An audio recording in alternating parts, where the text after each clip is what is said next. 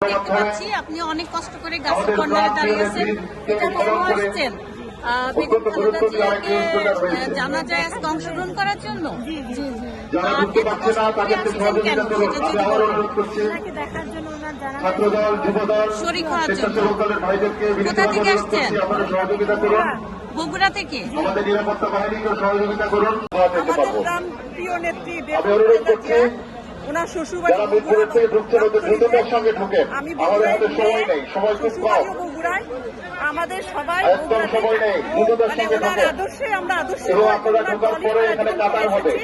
আমি ঢাকায় থাকি, আমি আমার নেত্রীর জন্য দোয়া করি এবং ওনার আপনি যে এখানে আসলেন কেন, কিসের জন্য, কেন?